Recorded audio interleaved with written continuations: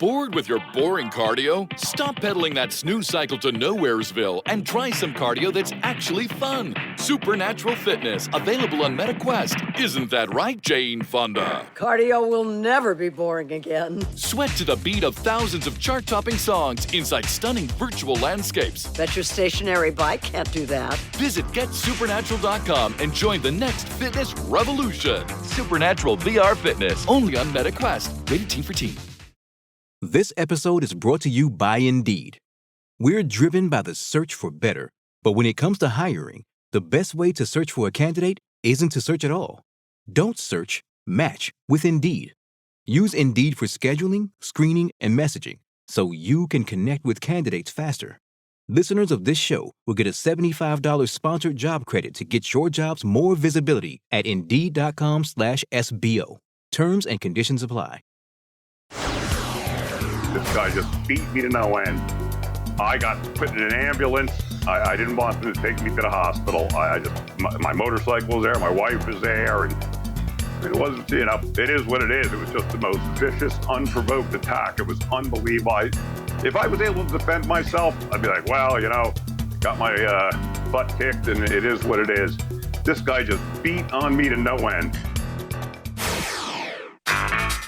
This is the plaintiff, Richard Cangiano. He says he was riding his motorcycle with his wife on the back, and the defendant attacked him without saying a word, and he got pummeled. The cops came. The defendant flashed a badge, and he was only given a simple assault ticket instead of assault and battery. They went to court. The defendant had to pay restitution, but he still owed an additional $3,000 for the injuries caused, and that's exactly what he's suing for today.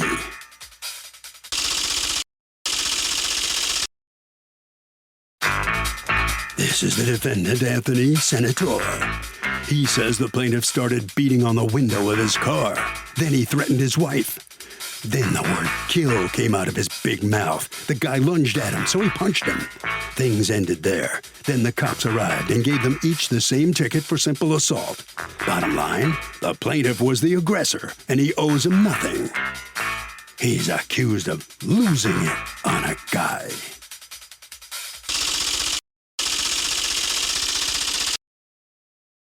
All parties, please raise your right hands. What you are about to witness is real. The participants are not actors. They are actual litigants with a case pending in civil court. Both parties have agreed to drop their claims and have their cases settled here before Judge Marilyn Milian in our forum, the People's Court. The People's Court is now in session. The Honorable Judge Marilyn Milian is now presiding. Litigants have been sworn, Your Honor. Thank you, Douglas. You're welcome. Okay, Mr. Cangiano, you are suing Mr. Senatore for $3,000 in personal injury as a result of what can only be described as a road rage incident. Tell me, Mr. Cangiano, let's hear from you first. You're the plaintiff. Tell me what happened. It was a beautiful day, and some friends had invited us to go out to an early dinner. So my wife and I decided to take our motorcycle. We went up, had dinner, and at the end of dinner, we had gone down the street to see some other friends, and it was starting to get dusk, so we wanted to head home. As we were heading home, we were coming up the road, and a white Cadillac came out of the tiki bar on the side and was headed towards us. So I beeped my horn, car stopped. When you say, is it backing up out of a parking space, or is it going straight, or what's it doing? They were backing out of a parking spot. Okay, like diagonal parking spots? Yes, okay. Nose in, and they started backing out towards me. I was on the main road there. I beeped my horn. Off we went, and about a mile up the road's a traffic light for a main road, and we stopped at the traffic light. We were in the right-hand lane, probably a little bit towards the white line of the lane on the left side. Okay. And all of a sudden, my wife said something. I wasn't sure what it was. As I looked, the white Cadillac was wedging itself between the curb and the motorcycle. They were literally 3 inches off the side of the motorcycle. I yelled back to them, stop, you're going to knock the bike over. With that, they kept proceeding forward. It was a lady driving the car, not him.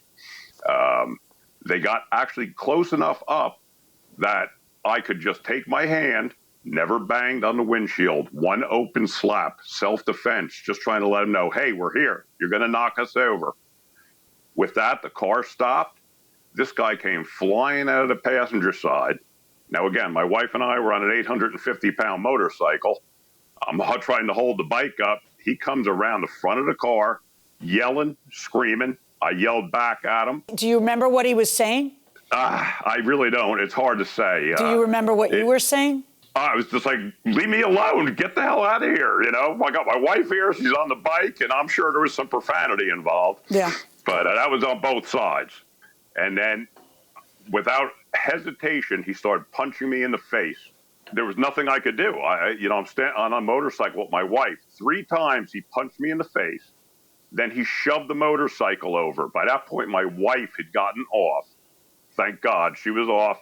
My leg got kind of caught under the motorcycle. He now leaned over the motorcycle and started pounding me in the head again. Totally defenseless, nothing I could do. Most cowardly act I've ever seen in my life. Luckily, some young boys stopped in their car, got out of the car. I guess I was pretty much in a daze at that point, but I guess they backed him off me. They helped me get the bike up. And then a young lady was nice enough to stop. She's the one who called the police. I believe in the police video I submitted, you could see her telling exactly what I just said, that this guy just beat me to no end. I got put in an ambulance. I didn't want them to take me to the hospital. My motorcycle was there. My wife was there. And it was, it is what it is. It was just the most vicious, unprovoked attack. It was unbelievable. If I was able to defend myself, I'd be like, well, got my butt kicked, and it is what it is. This guy just beat on me to no end. And was there in the Cadillac? Is him, his wife? Is there another couple in the Cadillac as well? Yes, there were 4 people in the Cadillac. Yes, ma'am. And then you had 2 friends who were on a motorcycle who witnessed it as well? Yes. Mr. Senatore, what happened? The 4 of us had gone out to dinner. We stopped at a restaurant, and the restaurant was crowded, so we decided to leave. We got in the car. My wife was driving. She backed out into the roadway, and as she started to proceed forward, a motorcycle came up at a high rate of speed and passed her on the right, blowing his horn. And she looked over at me. She goes, I'm glad he got that out of his system. We proceeded down the road. As we got up to the intersection, I'm not understanding. Your wife is backing out into traffic, and he is the traffic. So what did he get out of his system? My wife said that to me, Your Honor. Right, I know, but what is she talking about? She's backing out, and the guy's beeping the horn because he is the traffic that she's backing out into. He's got the right of way, not her. We proceeded down the road to the intersection. My wife got into the right turn lane, and as she's doing that, the motorcycle is to our left now in the other lane. He comes over on her and makes her stop in the roadway. He almost put his tire right up against her tire. Wait, what do you mean he comes? Wait, stop, slow down. What do you mean he comes over? Describe what you're saying. Well, I want to describe what I'm saying. If you look at photo number 2 that I sent you, Your Honor, for my evidence, he is in that turn lane next to her. She is in the right-hand lane. Are there 2 turn lanes? Right. One turns left, one turns right. She is in the right-hand lane. He is in the other lane, Your Honor. He wasn't in that right turn lane. Okay. There's only how many lanes is this highway? 2 lanes at that point, Your Honor. One turns left, one turns right. Neither of them go straight? The right lane also goes straight. Okay, it's actually a 4-lane highway. There's 2 lanes going in that direction. Correct. So according to you, he's in a separate lane, and then you guys drive up, and what happens? He comes over, he brings his motorcycle. How does he come over if he's already in a separate lane? He can't go sideways. So how is that happening? As we're both coming up into the intersection, he comes over with the motorcycle to the front of her car, which causes her to stop. She doesn't want to hit the bike. Okay. She stops. You understand what I'm trying to explain? Yes. Right. Okay. So as he comes over, she stops to avoid hitting him. He starts pounding on her window, yelling and screaming. I look over. How many times did he pound on the window? Several times, Your Honor. What's that? What's several? 10 times. or 2? I don't know.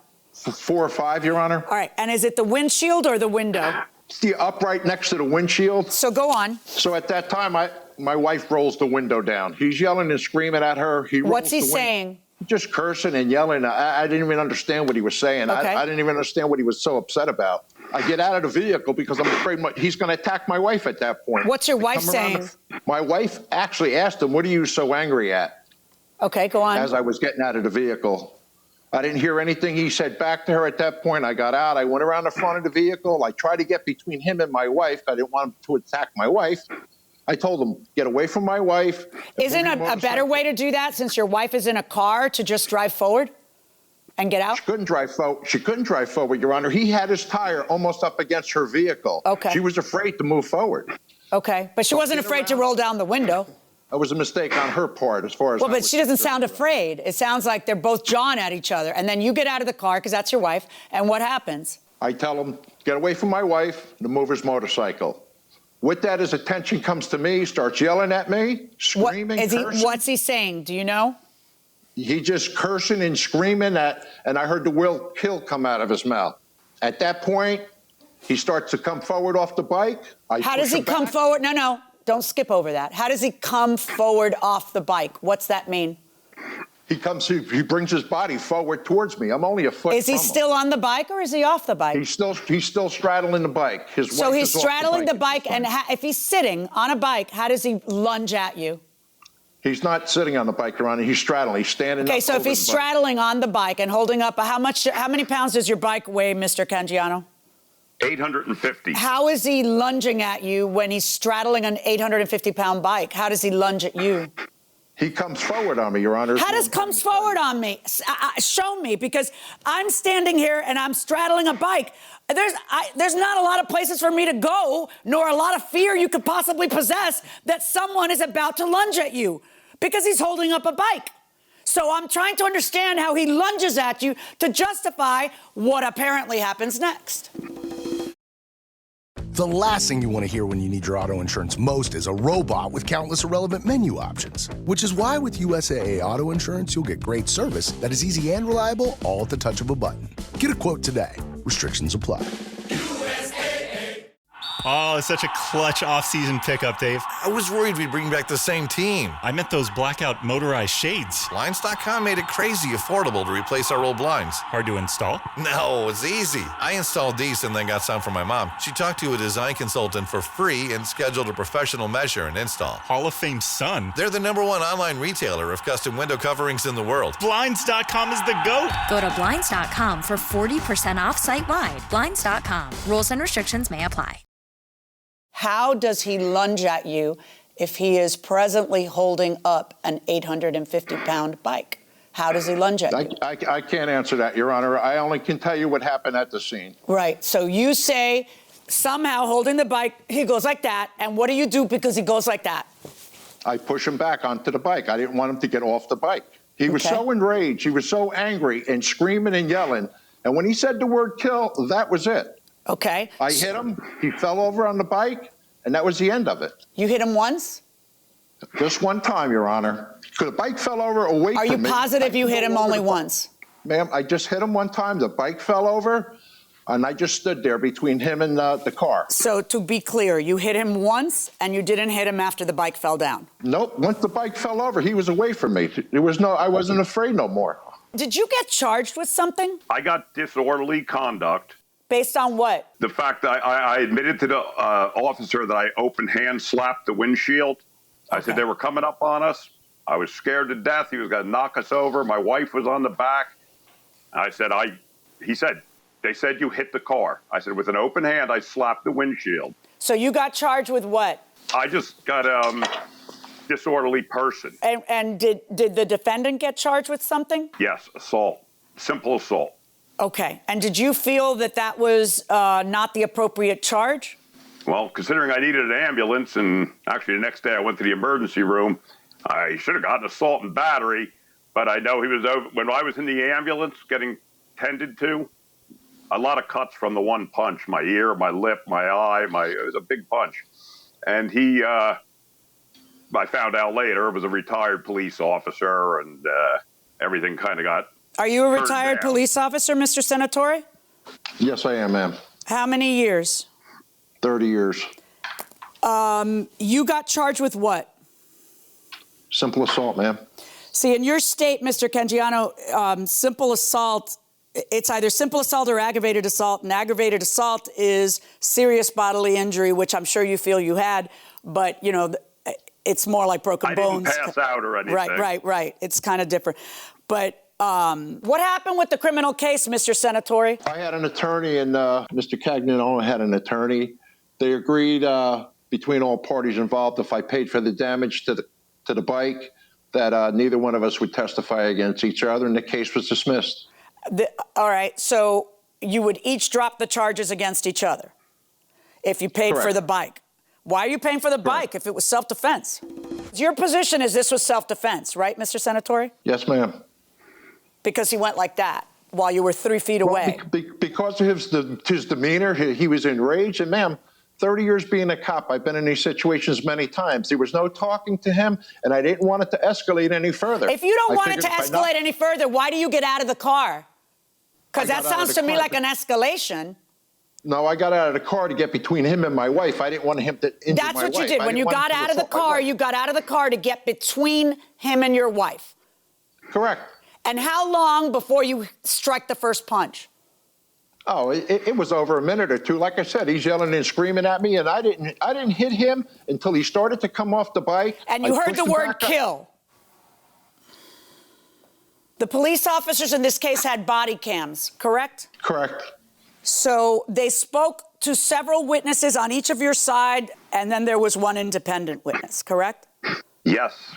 One young girl who was nice enough to stop because she was so horrified by the beating.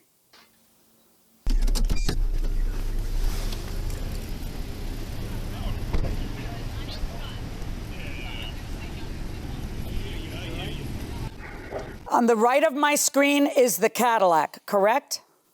Correct. Correct.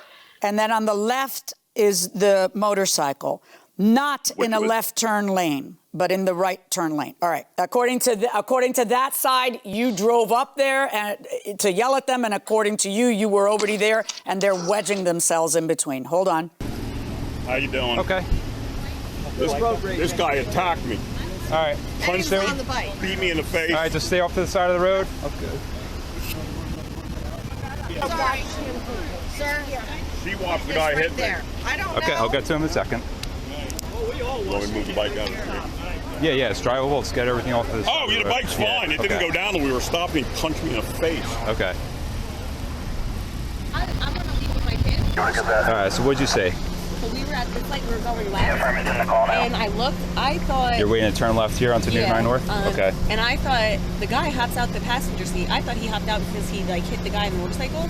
He walks over, pulls him off the bike, and just starts beating the shit out of him.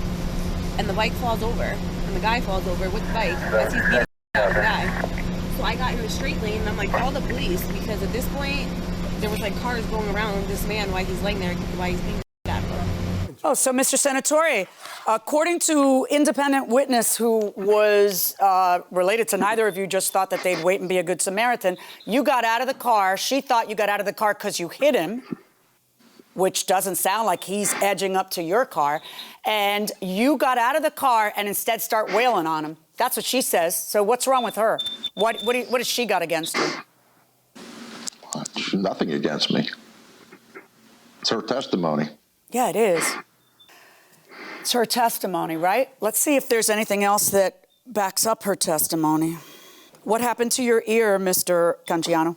That's after the bandage was off. They bandaged it up in the ambulance. It was all bleeding and cut, and he broke my glasses, which he paid for as part of the damages.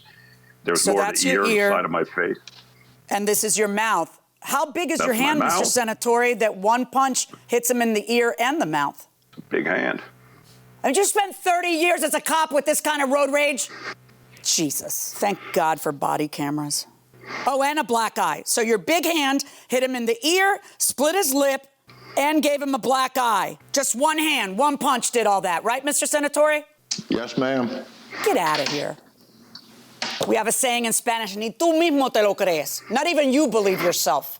You think that somebody with my experience is going to believe you? I'm ruling in favor of the plaintiff in the amount of the $3,000. Oh, and by the way, when you say we both agreed never to testify each other, so that should have handled it. No, that handled the criminal case. It didn't handle the civil case. I'm handling the civil case. $3,000 verdict for the plaintiff. Thanks, Judge. So the plaintiff prevails to the tune of the $3,000 he was seeking from the judge. Mr. Senatore, what's your reaction here? You're the defendant. You've got to cough up $3,000. Case is what it was. I was afraid that the defendant was going to attack me or my wife, and I defended myself, and that was it. You kept claiming one punch, just one punch. And, you know, that picture of the plaintiff says you couldn't have done that with one punch. I can't make it up. I'm just telling you what happened at the scene. I hit him one time, and he fell over on the bike, and that was it. You know, you're an ex-cop. Come on, you're not being honest here, really? I am being honest. I'm telling you, I'm not going to change my story. It's the same story, same facts I told the officers at the scene, and it's the same facts I'm telling here at the court. Mr. Cangiano, let me ask you, how do you feel about the outcome here? You victorious. $3,000 you get. You okay? It was pretty much a no-brainer. I had the police video of the only witness that had no skin in the game, the beating on the face, trip to the hospital, all that good stuff. The guy, it's a shame. In an age and day when police need support, you got guys like this who go and do things like that. What a disgrace to the police force. That's about it. I knew I was going to win. It was a kind of, like I said, no-brainer. Well, Harvey, fascinating case. Really good. And boy, how important is evidence, huh? What you think? So, Doug, the plaintiff got money for pain and suffering. Here's my advice if you sue for something similar. Keep a diary. If you're injured, keep a diary and write down how you feel pain, how severe it is, when you can't sleep. I know it sounds like a pain in the neck, but that diary is gold if you end up in court and you try to get money for pain and suffering. I took my truck into the dealership for a mechanical diagnosis. They diagnosed the issue and charged me $500 to do the repair. It didn't fix the problem. I took it back, and the new diagnosis had a $3,000 price tag. Should I have to pay them to correct the initial misdiagnosed problem? This exact thing has happened to me. It's probably happened to a lot of people because most of us don't know enough about the details of how cars work and how the engines work. And we have to trust the mechanic. We trust mechanics. Like a doctor. Like a doctor, just like a doctor. Like a neurologist is going to work on your brain because you don't know anything about your brain. The mechanic knows the car inside and out. So there are a couple issues here. Number one is, how are you going to get your money back? Did you pay with a credit card? That might be the first question because there could be an opportunity to perhaps dispute the charge with the credit card company. And I mean, I think you'd have to prove that it was a misdiagnosis. Just because exactly. It could be that item needed fixing anyway. That's issue two, right? Right. The diagnosis. Was it really a misdiagnosis or wasn't it?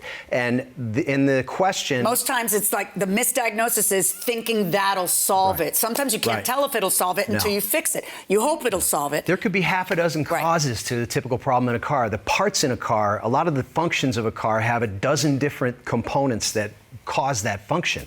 So it could be complicated. But what's odd is if you go and you pay the $500 and you say, well, that didn't fix it, and you had to come back, did you drive it around the block or just drive it a little bit and then come back and return it right away? Or was it a month or 2 months later where something else could have failed? Another part could have failed. With older cars, that happens all the time.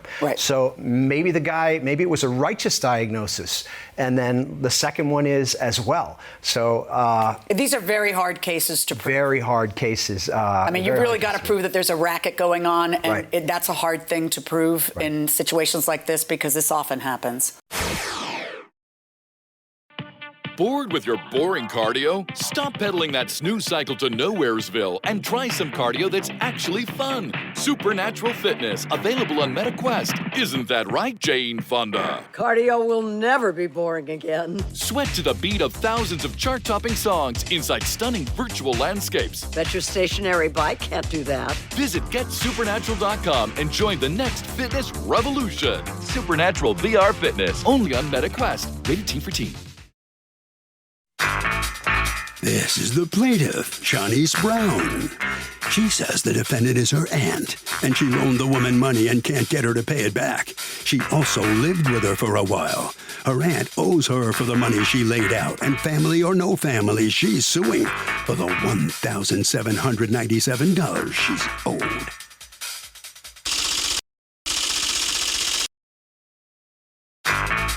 This is the defendant, Philomena Raphael.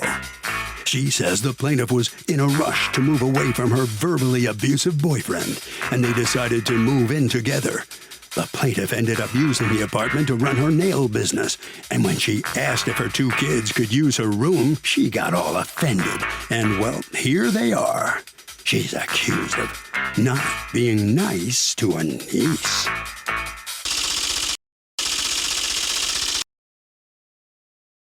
All parties, please raise your right hands. Welcome back to the People's Court. Next case on the docket, the plaintiff says she loaned her aunt money, and no matter how hard she's tried, she can't get the woman to pay her back. But the defendant claims that she helped her niece out in her time of need, gave her a place to stay, and this is the thanks she gets? A lawsuit? It's the case of, I'll stomp on that aunt. Have been sworn, Your Honor. Thank you, Douglas. You're welcome. Ms. Brown, you are suing your aunt, Ms. Raphael, for money you say she owes you and won't pay. What happened here? So we both came to a mutual agreement to move in together because she has her own boyfriend issues that she was dealing with, that she's trying to get away from, and so was I. So we came to a mutual agreement to move in with each other, and we moved in on January 7th. Of what year? Of this year. Okay. When we moved in and we signed a lease, the conversation about our kids were my baby was getting put on the lease. She was going to be staying there with me. Her oldest son at the time is already staying with his father. She said it's teenager, it's time for him to learn how to be a man. He's staying with his dad. Her younger 2 boys were staying with their father. She said they were only going to be coming over on the weekends. I was barely there. So the time frame of from January 7th up until the end of January of 2022, I was barely there. I was in and out because I was going back to my boyfriend's house because I was still trying to work on it. That's the father of my child. So I'm over there back and forth. I'll stop by to pick up some things and go. She would ask me every time I would come over, what am I going to do? And I'm just like, what do you mean? I haven't made, the decision was to get this place so I could have a peace of mind, so I could have somewhere to go and to also do my nails. Now, every time I come over, you're low-key pressuring me to try to make a decision right now if I want to go back over there with my boyfriend or if I want to stay here with you. And I'm like, it's the first month's rent. Why do I need to make a decision right now? I've already paid my half. It shouldn't be a big deal. Did you guys have a lease? Yes. And were you on the lease as well?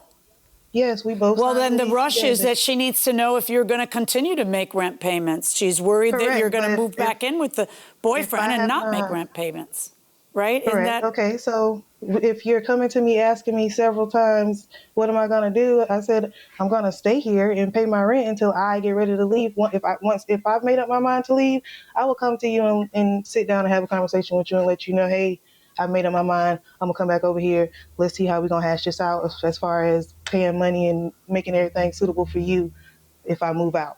Okay. I did not do that because that's not the plan I had. I made the year lease because I was going to be there for a year. So what happened to make you leave in February in a month? She came to me like, oh, well, now her oldest son is getting into it with his father. He's not in a good headspace, so she wants him to come back and live with her. This is a 2-bedroom apartment. We agreed on a 2-bedroom apartment. My child was the only child that was agreed to be living there. How old's your child? My child is 2 years old. Okay, go on. After that, she would call me and tell me how she's tired of her kids sleeping in the bed with her. And then that's why we got into it, because I kept telling her, you're disrespecting me by using my room and going in my room. Oh, how was she using, wait, how was she using your room? What was she doing? I couldn't even tell you what she was doing while I wasn't there, but the times that I popped up there, my door was open, her child is in there playing with my child toys and whatever else she doing in there. So what happens? At this point, this is me agreeing to take my name off the lease because it's not a good headspace for me at this point, because now it's starting to get tension. When we moved in, she did not have any money, so all the money came out of my pocket. once we got moved in and everything situated, she as far as rent wise, she ended up getting her money in the process of having, once it was time to, I guess, do the rent or the deposit, whatever it may be. She got a lump sum of whatever money she was supposed to be getting. Well, you're suing for half of the apartment fee. The apartment fee was $500 and you paid all $500? I paid that $500, but out of that $500, $250 is my fee and the other $250 is her fee. Okay, and so when was she supposed to pay you back that $250? Whenever she got her money. Okay, is that accurate, Ms. Raphael? Were you supposed to pay her back that $250? I did pay her back, Your Honor. I paid more of the deposit because that was the portion that I was to pay her back. So the deposit was $3,000 something odd dollars. So I told her, I said, instead of me sending you the money, I just pay more on my deposit. She agreed to that. Does that sound familiar? A part of it does, because she tried to transfer it and she said that her account got frozen and then the money never came and she canceled the transaction. And again, I never saw that money. Your Honor, I never canceled the transaction. It took a week for that money to transfer from Wells Fargo to Chime. How much were you supposed to transfer to her? At that time, it was $406 at that time. Why was it $406? She transferred me $200 because of the holiday. My check was still pending in my account. So she loaned you $200 and then, but see, $200 plus $250 is $450. So how did you pay her back the $450? I paid it back when I made the deposit for because your portion of the security deposit was bigger than hers? Correct. She agreed. How much did she put and how much did you put? I paid $21.32 is what I paid. And how much did she put? $11.47. How much was rent? Rent is $17.55. And we also had an additional deposit of $17.25 because she had a lien on her credit. So the deposit ended up being $3,000. Oh. Did you guys have a discussion that your deposit would be less than hers because her money had come in and that's how she was going to pay you back the $200 and the $250? I know the $250 was, not the $200. And there's no dispute that she put down $1,147 for security, right? Correct. So what's your position here, Ms. Raphael? She moves out. Does she help pay February or no? She paid no bills at all. And the reason why I continued to ask her what was her position and what she was doing, yes, my children are here with me. And as a mother, I want my kids to be here with me.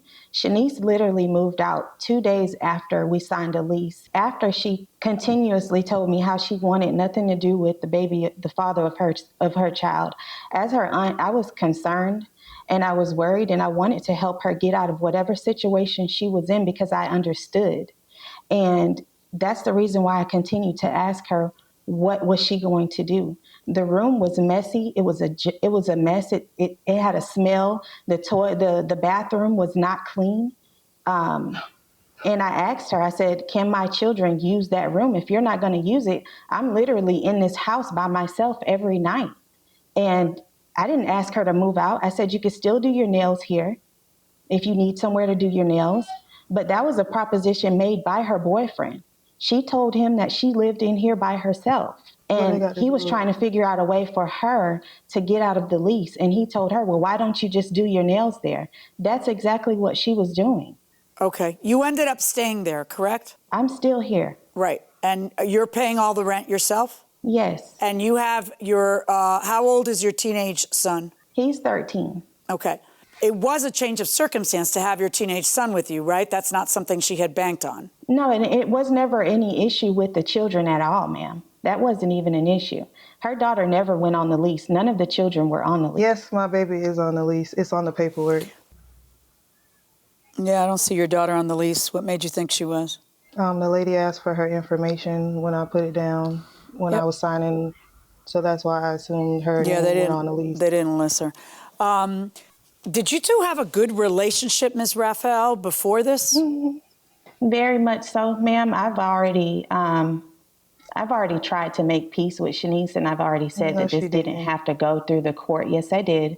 Her boyfriend even came and tried to, say, hey, can you just go give her a hug? I let her know I still love her, and I'm trying to come at her at a place of peace because she's family. And this is really hurtful that she tried to take it this far for me because it could have been worked out outside of this.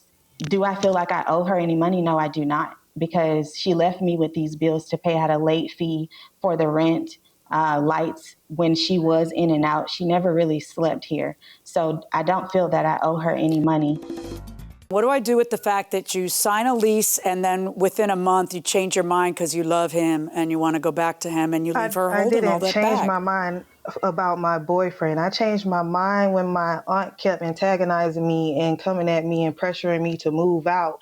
And she did not, yes, you gave me an option, but it was not really an option. You're telling me I'm being selfish because I want to keep my room and I'm not here all the time and you can use it for your children. So now I'm labeled as selfish.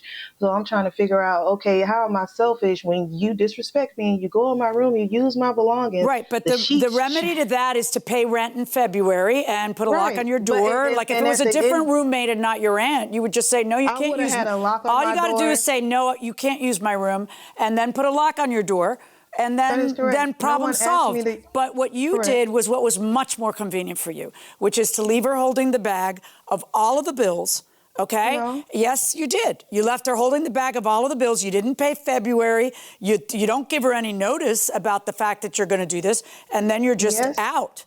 You're also suing for $200 in groceries that you bought, and then you moved out and didn't take your groceries with you, so she should pay you for them? Her children ate them all. If I can't take anything if her children ate the groceries. How fast did her children eat $200 worth of groceries? The groceries she purchased are still in the fridge. Okay. And I didn't ask her to make that purchase, ma'am. All right. Regarding the security deposit, Ms. Brown, Ms. Brown, how would you think that you would be getting your money back on a security deposit when the landlord has that money? How is she going to all of a sudden cook up that money? She agreed to give me back my money if I take my name off the lease, and that was the agreement. Did you agree to that? Your Honor, I told Shanice that I did not have the money right away to give her, and because we're on a 13-month lease, when the money came back to me from the apartments, I told her she would get her half back. That is what I told her. She did not want to accept that. I don't have money to give her out of my pocket. Yeah, I'm going to need to see, Ms. Brown, some proof of what you're saying. That she told you that you have a separate contract with her that if you just take your name off the lease, you'd get the $1147. I need proof of that because she's saying that didn't happen. It's in the messages that I sent. Okay. Where? What day? Between February 2nd to the 3rd. You have the right to feel the way you do, but at the end of the day, I clearly said to you, I will give you your deposit back. Will it be tomorrow? No, especially if I'm paying the rent and lights on my own, which is due tomorrow. So if you plan on having your belongings in the room, you'll be responsible for your portion of the rent. Mm-hmm. You telling me with the first conversation that I wasn't going to get my money, then switching to I got to wait till the end of the year is BS. And you know it. Then you call me demanding I pick one of your three options. The deposit, I need my half. Date and time, please. Thank you. And then you ask, did you remove your name? It's kind of sounding like she says that you agreed you would end up giving it to her if she removed her name. I asked her that, ma'am, because I was on the phone with the office. Yeah, but then you're telling her, I just sent the information for my taxes to be filed. Once I get a date, I'll let you know. Not, you need to wait till the end of the year. She's asking you for her part of the deposit to get a clean break from you. And you're telling her, I just sent the information for my taxes to be filed. That sounds like you're agreeing that you're going to pay her. All right. I'm not going to order her to pay you the groceries. I am going to order your aunt to pay you the part of the security deposit you paid, the half of the apartment fee, and the loan, which means that when you move out of there, that's $1,597, which means that when you move out of there, Ms. Raphael, the security deposit that is returned is entirely yours. It does not belong to her, and there's nothing else you have to give her. That's my verdict. Good luck, folks.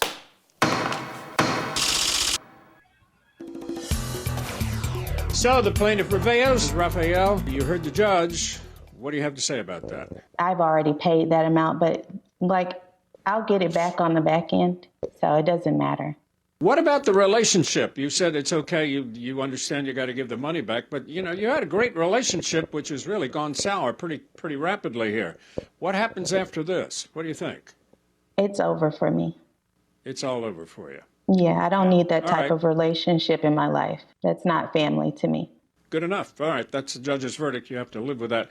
Ms. Brown, how do you feel about this relationship? Looks like it's totally over. I gather you're okay with that. I was okay with it when I took my name off the lease. Okay, well, you're going to get most of what you were seeking, so congratulations, and I hope this makes you happy. Doug, texts are critical in court. And when you are in a dispute, what you text can make or break your case. So think about what you're saying before you write it and send it, because sometimes you can win from text and sometimes you can lose. Do either of you have a bucket list? If so, what are some of the things on it? I have never been to Africa. I'd love to go on a photographic safari to Africa. Yeah. As I tell you every year. Every year I go, no, let's go somewhere not yet. else. Let's do something else. I'd love to go to Scotland. I'm a villain in that one, I know. What about you? Me, like you, the bucket list is kind of experiences, right? More than anything. I guess that's generally what they are. But I'd like to play Augusta National Golf Course and maybe the Royal and Ancient Club at St. Andrews in Scotland. Does any of your bucket lists not involve golf? Well, the travel. I'd like to travel to the Far East. That's someplace we've never been, and one day I'd love to go there as well.